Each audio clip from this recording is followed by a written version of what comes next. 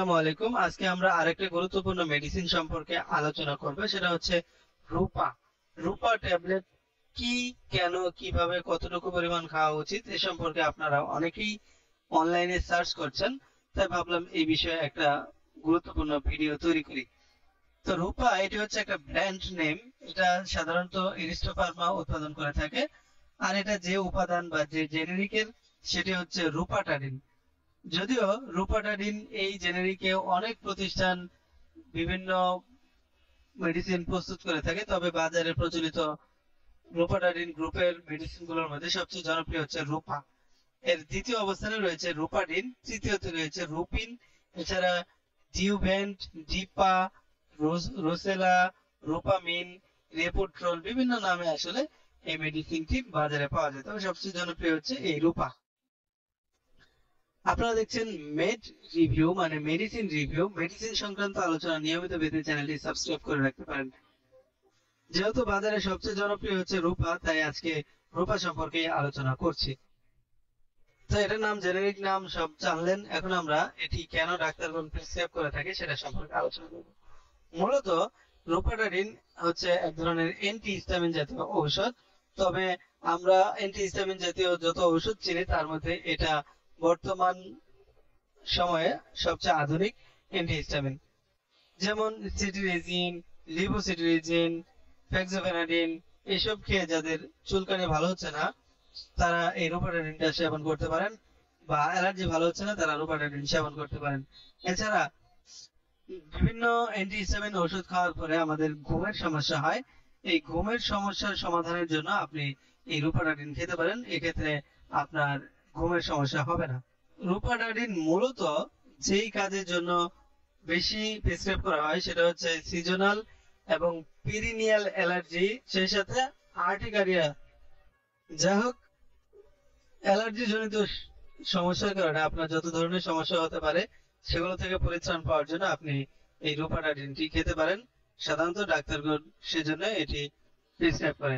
তবে ডাক্তাররা আপনার শারীরিক অবস্থা বিবেচনা করে, পরীক্ষা নিরীক্ষা করে তারপরে কিন্তু আপনাকে মেডিসিন দিবে। হ্যাঁ, সেক্ষেত্রে আপনি অবশ্যই একজন ডাক্তারের পরামর্শ নিয়ে মেডিসিন গ্রহণ করবেন। রূপাটাডিন খাওয়ার ডোজ সম্পর্কে বলে দিচ্ছি। প্রাপ্তবয়স্ক এবং 12 বছরের ঊর্ধ্বে যাদের বয়স তারা দিনে একটি করে ট্যাবলেট সেবন করতে পারবেন। রূপাটাডিন খাওয়ার আগে বা পরে যে কোনো সময় খাওয়া যায়, অথবা ডাক্তারের পরামর্শ নিয়ে খেতে পারেন। আর শিশুদের ক্ষেত্রে খাওয়ার নিয়ম হচ্ছে যাদের ওজন 25 কেজি বা তার চেয়ে বেশি তারা প্রতিদিন 1 চামচ করে খাওয়ার সাথে অথবা খাওয়ার পরে, প্রতিদিন একবার খাবারের সাথে অথবা খাবার ছাড়াই 1 চামচ সলিউশন গ্রহণ করতে পারবে। এছাড়া যাদের ওজন 10 কেজি থেকে বেশি কিন্তু 25 কেজি থেকে কম, তারা প্রতিদিন হাফ চামচ খাবারের সাথে অথবা খাবার ছাড়াই খেতে পারবে। এটির মিথস্ক্রিয়া হচ্ছে কিটোকোনাজল এবং এজিথ্রোমাইসিনের সাথে খেলে সিস্টেমিক এক্সপোজার বৃদ্ধি পায়। তাই এসব ঔষধের সঙ্গে এটি খাওয়ার ক্ষেত্রে অবশ্যই সতর্কতা অবলম্বন করতে হবে। এছাড়া যখন আপনি এই রূপাটাডিন জাতীয় ঔষধ খাবেন তখন জাম্বুরা অথবা জাম্বুরার জুস খাওয়া থেকে বিরত থাকবেন। যাদের রূপাটাডিন গ্রহণে অতি সংবেদনশীলতা রয়েছে তারা এটি পরিহার করতে পারেন। পার্শ্ব প্রতিক্রিয়া হচ্ছে সাধারণত দুর্বলতা, মাথা ঘোরা, তন্দ্রাচ্ছন্নতা এগুলো হতে পারে। তবে কিছু অস্বাভাবিক পার্শ্ব প্রতিক্রিয়া রয়েছে, যেমন ক্ষুধা বৃদ্ধি, জয়েন্টে ব্যথা, পিঠে ব্যথা, মনোযোগহীনতা, কোষ্ঠকাঠিন্য, কাশি, ডায়রিয়া, গলা শুষ্কতা, নাক হইতে রক্তক্ষরণ, জ্বর, পরিপাকতন্ত্রের অস্বস্তি, সংক্রমণের ঝুঁকি, বিরক্তি, অসুস্থতা বোধ, পেশির ব্যথা, নাকের শুষ্কতা, বমি বমি ভাব, ফুসকুড়ি, তৃষ্ণা, বমি, ওজন বৃদ্ধি এ ধরনের পার্শ্ব প্রতিক্রিয়া হতে পারে।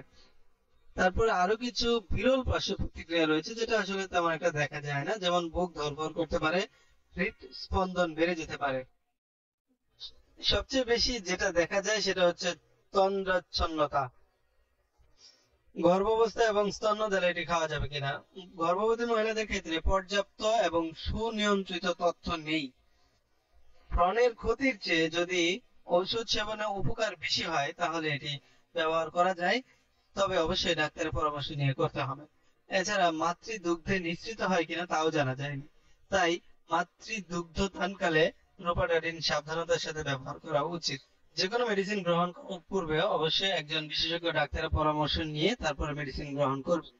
আমি এখানে রোপাটাডিন সম্পর্কে আলোচনা করেছি, তার মানে আপনাকে আমি মোট রোপাটাডিন খেতে বলিনি। আপনি জাস্ট একটি প্রাথমিক ধারণা পাওয়ার জন্য এই ভিডিওটি দেখতে পারেন। চিকিৎসার ক্ষেত্রে অবশ্যই ডাক্তারের পরামর্শ নেবেন।